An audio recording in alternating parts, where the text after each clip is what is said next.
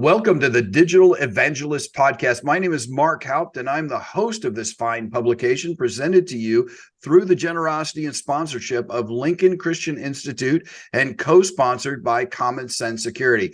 Welcome to episode 2. Today, I have with me one of the finest security and compliance professionals that I know, and I know quite a few of them. I have with me today Calli Schlientz. Calli currently serves and has since 2017 as the Director of Compliance with DataBank, which is a large international provider of data center services. She is also an LCU alum with a master's degree in organizational leadership and a former LCU employee at our former Las Vegas office. Welcome to the podcast, Calli. Why don't you introduce yourself and tell us a little bit about what you're doing these days? Yeah, thanks so much for having me. So like you said, have been with DataBank for a number of years, but prior to that, I was at Lincoln and spent 6 years with them, working with their Las Vegas office, doing a number of things. That role helped me to transition into my current role, doing compliance work for DataBank. And what I do now is I help DataBank and other organizations through DataBank be aware of their compliance requirements and what controls they need to have in place, how they can be more compliant and secure with ever-changing requirements that are out there, Yeah. all of the standards and the privacy laws that are coming out, everything that is changing from day to day these days. Well, great. Thank you for joining us today. So the purpose of this podcast is to provide a common sense resource for church leaders, whether that's pastors, preachers, teachers, or elders, or any other type of leader regarding IT security and privacy matters. So it's very important that we start off today with that security and privacy thing in mind. And this is one of the very challenging and sometimes confusing topics, that is security and privacy, because there are so many regulations around it. And our goal today is with Calli to bring this subject matter expert in and help you as a church leader understand what kind of regulatory items that you need to be concerned about as a church leader and maintaining that privacy and compliance for your constituents. So today we're going to talk about really 3 key things. We're going to talk about how to handle giving. You know, the favorite topic of every pastor that's out there is giving, tithing, offering. But we're not going to talk about it from the perspective of, hey, give me more money. We're going to talk about it from the perspective of how can we secure that? And then we're going to talk about the all infamous prayer requests that are out there that sometimes expose people's private information. So we're going to talk about that from the HIPAA regulation perspective. And then we're going to wrap up with a little bit of discussion about emergency response plans and the importance of having that type of plan in place within your church. So Calli, why don't we get started with this whole fun, they'll just get the money issue out of the way. We could talk about this tithing and offering. Every church out there is taking in money.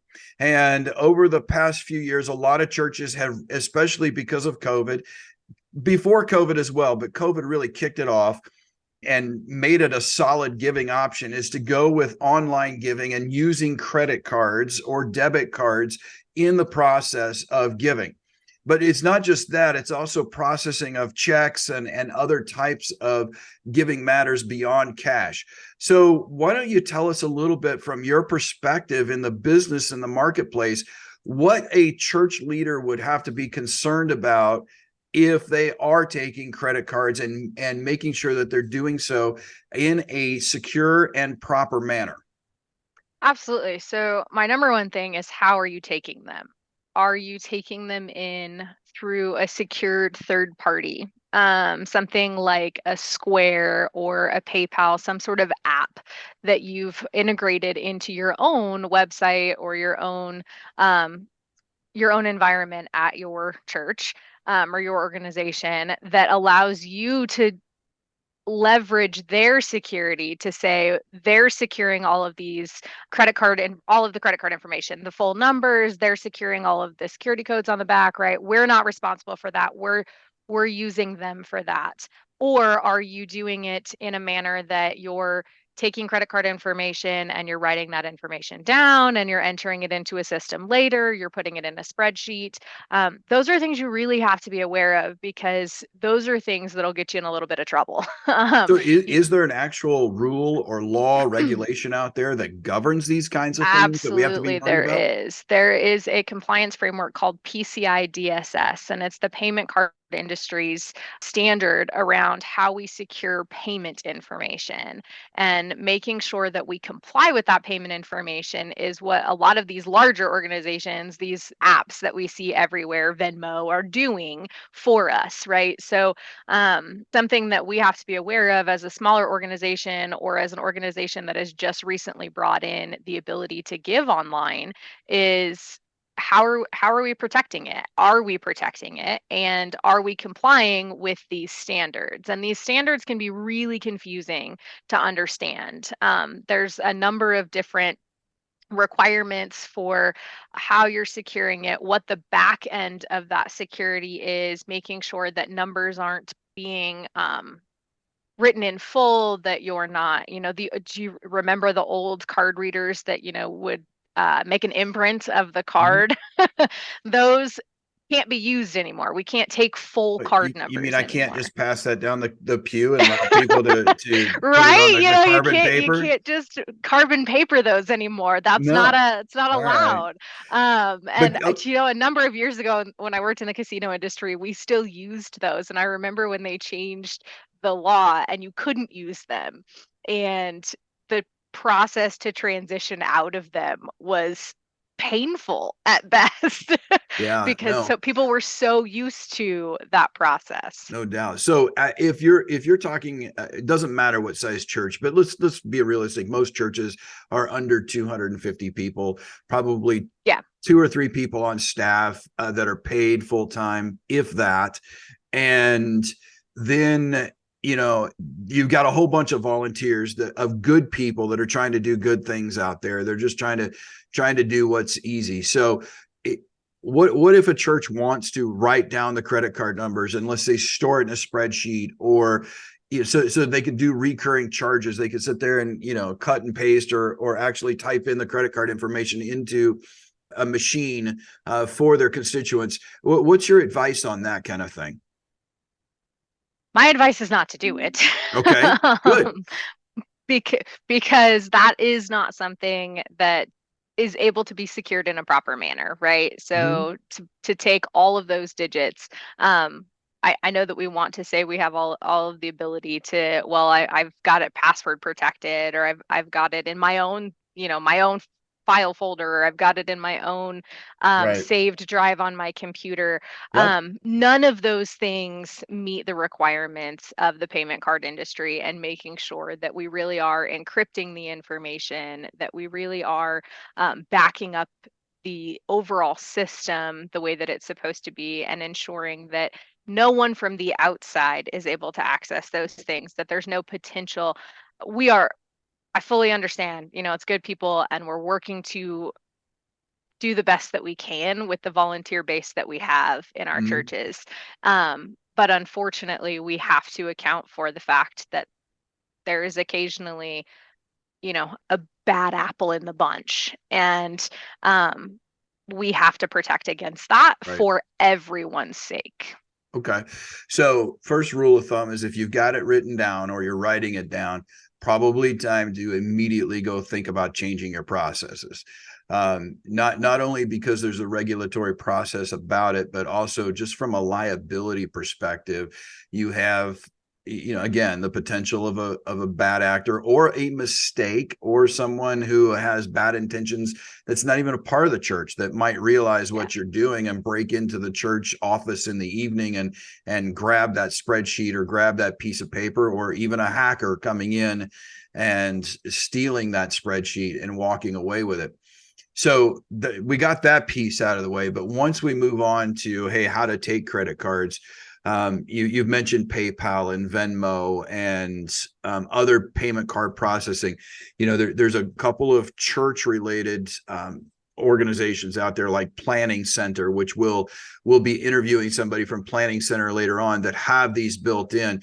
So moving beyond the technology piece, if a church wants to make sure that they are meeting the requirements, what is it that they should be asking? If there's one or two questions that they should be asking a provider, what are those questions that they should be asking? Your very first question is, do they have a PCI attestation of compliance, or Okay. AOC? Yep. Because that is going to show you their compliance with the PCI requirements, the payment card industry standard requirements. That tells you whether or not they're meeting all of those things that they have the staff to do, right? That's why you're purchasing or why you're leveraging their product. Mm-hmm. So that's my number one, is ask them if they have it, and then ask to see it. Right. And review the documentation, review that report. If you're not sure what you're looking at, there are organizations like Common Sense Security and other organizations out there that can help with, hey, I'm not really sure what I'm reading here, Mm-hmm. but can you tell me if it's accurate or if it's compliant? Um, don't make assumptions there. Make sure that you're doing the due diligence to actually make sure that you're securing your personnel and your constituents. You want to make sure that the people attending your church feel comfortable when they're tithing. They're going to tithe more when they know that their information is being protected. Right. Great. All right. Well, let's switch gears a little bit, because this is just a thumbnail, quick information for our folks, and they can get back with myself over at Lincoln Christian Institute or Common Sense Security. My information is over here above my shoulder. You can get a hold of me, and we can talk more in depth about this. But let's move on to the infamous prayer request. So again, a lot of our churches are small. 100, 200 people. They're part of a community. They are designed to be integrated into a community. So we want to be able to pray and be able to share information about each other so that we can pray. And I know a lot of churches that still put prayer requests up in a bulletin, or put prayer requests up on a screen on Sunday morning, or even post them on their websites so people can go and earnestly pray for the health and other situations that people are dealing with. But let's talk specifically from the healthcare perspective. What kind of risks, what kind of laws, regulations might govern, and I stress might, because there have been, I know, a lot of debates about this, but might govern what is posted and what is allowed and not allowed to be posted? Absolutely. So your number one that might apply here is going to be HIPAA. And we all see HIPAA in every doctor's office, every doctor's appointment that we go to, right? We have to Mm-hmm. sign the HIPAA documentation saying that they're protecting our data, that they're protecting our medical information.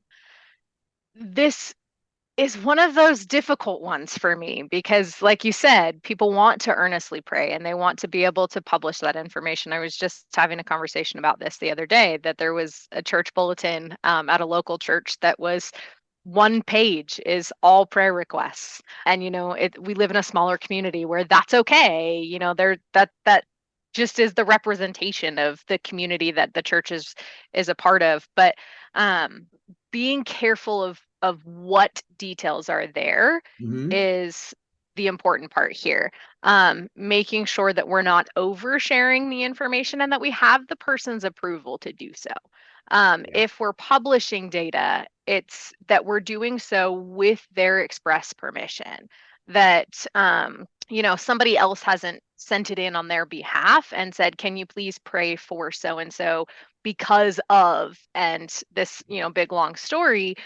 Well, we haven't confirmed with them that they're willing to share that information, Mm-hmm. right? So then we get into a very sticky situation of, well, that's my private information, and I don't Yeah. want that out on social media. I don't Yeah, want I that out didn't on the I didn't want website. everybody to know that I was getting, Right. weight loss surgery, or that I was diagnosed with cancer, and Yeah. somebody who, like a parent even, who, or a brother, sister, had just earnestly posted that and it got online. You got to remember, all of this stuff is searchable. So even though it may be shared within the church, if it's online, then it becomes available for everyone to see. And it's unfortunate because sometimes there's even employers that will pick up on that kind of information and then go back and Yeah. say, hey, wait a minute. you didn't share this with me, and right here it Yep. says this. So I think, what I hear you saying is very clearly is, don't don't shy away from prayer requests. Don't even necessarily shy away from publishing that an individual has a prayer request, but probably stay away from, especially when it's medical, staying away from diagnosis, Yeah. or other extenuating information. Is that what I hear Yeah, from you? the specific details, right? Being Right, able to post the request without all of the nitty-gritty. right, right. So, okay, well, that's great information. So HIPAA governs that. We're all familiar with HIPAA. And again, this is a might thing, because I don't know that, honestly, I know that there's been It's a talk of it. difficult topic for Right. sure. It's one that hasn't been tested in court, but we certainly don't want to have a church be sued by someone for violation of their privacy and rights.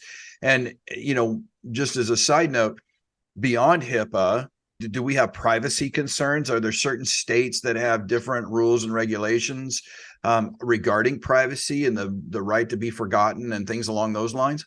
We do, and more so every month. Mhm. So after GDPR in the UK, we started seeing more and more US states. And hold on a second. For Sorry. those that don't know, GDPR is a European Union law, the General Data Privacy Regulation, that govern the ability for a person to own the data that an organization like a church or a business holds on them. So it's almost like it's become a constitutional right in Europe that anything that represents me as a person, or represents my likeness, and so on and so forth, I actually own that, and I can tell that company to get rid of it, or how Yep, to deal with it, right? So absolutely. go ahead and keep going on. I think you were going with the Yeah. California privacy. So after that, we started seeing states, especially starting with California, institute their own privacy laws. And California started with one, it's CCPA, which is the California Consumer Privacy Act.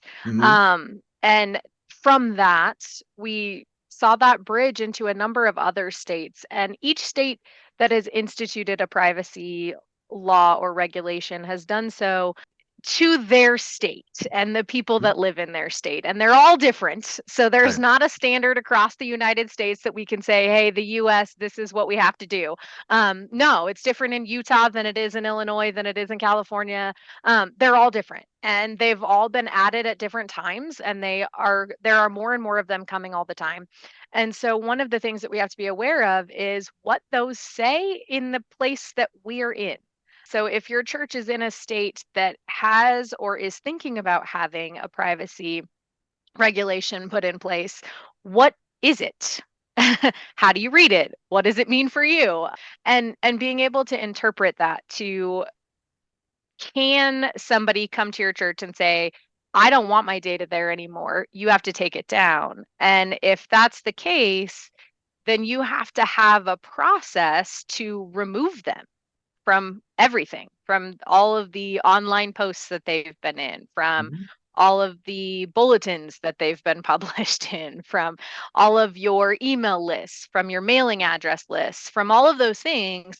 And that Child can be really, registration really for strenuous on a small church. right, Um, when it comes to how do we do that? How do we erase someone, right? right, Especially when you're only talking about one person or right, a small subset of people. So it's being aware of what they can and can't ask from you, and how right. do you do that if they do ask. So the bottom line that I hear coming from you about privacy is, watch out, it's coming. It's coming Yes. individually to each state. So you need to have someone guiding you within your state.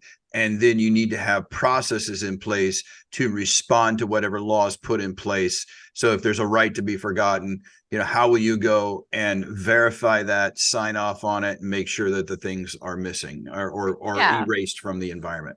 Right, And don't make assumptions that it doesn't apply to you. right, There was a lot when California first came out with theirs, because it was about consumers, right. um, that, oh, well, that doesn't apply. And we've seen, as more and more have come out, that maybe it does. Okay. All right. Let's move on to our final topic real quick. And this is going to be one that we could have an entire podcast on, and we may do so Absolutely. depending on the response here. But, you know, we've seen church, shootings in churches and all that kind of stuff, and over the past few years. But even as churches have gotten bigger and liabilities for things that go on inside of churches have gotten bigger, one of the things that I've had people approach me on in a frequent basis is, how do I handle these kinds of issues? How do I handle, having an airplane potentially crash in your backyard, which is kind of what happened here on the Lincoln Christian University campus back a couple of months ago, or Yeah. what happens if somebody falls and breaks their leg, or what happens if a child is taken by a non-custodial parent. So just very briefly, Calli, if a church doesn't even know where to start with that kind of thing, where can they start? What should they do in order to limit their liability on these types of issues? So there are a number of resources out there, but you want to make sure that you're starting with having a plan. The conversation is the most important part. Starting that conversation with those few people that you do have on staff, and then those key volunteers that you have there on your weekend services or your midweek service or your youth camps. Those people that are point people for those events, making sure that you're having the conversation of what are the things that we're concerned about happening and how can we address them with the people that we have here, and then writing it down. Okay. Having it actually written down so that you can train the people that are coming in as new volunteers or new staff members as your church is growing or changing. Yep. One of the things that we see is, oh, well, we have a plan for that. Okay. Who knows the plan? Yep. You want to make sure that all of your staff members know the plan. Have they gone through the plan recently? Are you updating it on a regular basis, at least once a year? Are you reading through it, really looking at all of those things? Have they changed? Has the environment changed? Are there new concerns that we have? And then having checklists for things. That's a big part for emergency response is what are the important pieces that in an emergency, when everyone is panicked, when everyone is unsure, when everyone is kind of running around and there's a lot of chaos, where is your source of truth? Where is your document that says, okay, did we make sure we hit these 5 things? Did we have a list of everybody that was in childcare today so that we can make sure all those children are accounted for? Did Right. we have, those types of things that we can check off to say, yes, we made sure that we got all the things covered while everything else can wait, Right. because those are the important factors. Okay. So key thing, have a plan. Make sure you update your plan. Make sure you have some checklists for quick action type of scenarios, and then test your plan and reevaluate your plan on an annual basis. Those are some key things. Yeah. All right. Well, Calli, thank you for joining us for these few moments. Calli can be reached through this information on that side of my you can reach out to me at these phone numbers and email address. Right? Yeah, there we go. That way. Through this email and phone number. Plus, don't forget to subscribe to our podcast so you can get more of this information. Again, this is designed to be introductory, to introduce you to some possible things you haven't thought about and lead you to some possible solutions and resolutions. So reach out to us. We're happy to help you and look forward to doing so. So have a good and safe week. And we look forward to the next podcast next week on Monday. Thank you.